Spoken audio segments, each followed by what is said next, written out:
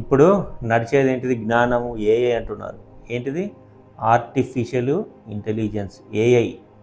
అయితే ఈ యొక్క జ్ఞానము ఏ విధంగా ఉందా నేను ఒకసారి టెస్ట్ చేశాను. ఏ విధమైన క్వశ్చన్ అడిగినాను ఏఐని, ఈ యొక్క భూమి, నక్షత్రాలు, ఈ యొక్క సూర్యమండలము ఏ విధంగా కలిగిందని నేను అడిగినాను, టైప్ చేశాను ఏఐలో. చెబితే ఇదంతా ఒక పెద్ద పాలపుంత, ఇటువంటి పాలపుంతలు ఎన్నో ఉన్నాయి, గెలాక్సీలు, యూనివర్సులు ఇవన్నీ ఉన్నాయని అన్నారు. ఇవన్నీ ఎట్లా కలిగినాయి అంటే ఒక బిగ్ బ్యాంగ్ థియరీ అని అంటారు. ఆ యొక్క బిగ్ బ్యాంగ్ థియరీ ఏంటిదంటే ఒక పెద్ద పేలుడైంది. ఒక పెద్ద పేలుడైతే ఇవన్నీ విచ్ఛిన్నాలయ్యి పాలపుంతలు, గెలాక్సీలు, ఇటువంటి సూర్యచంద్రులు, భూమి, నక్షత్రాలు ఇవన్నీ అయినాయి అన్నారు. సరే అని నేను ఓకే అన్నాను.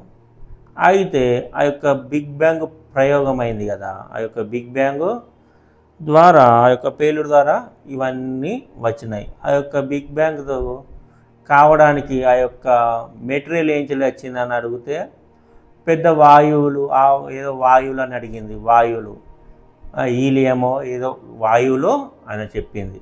ఓకే, ఆ వాయువులలో ఆ యొక్క పెద్ద పేలుడు జరిగిందని అన్నారు.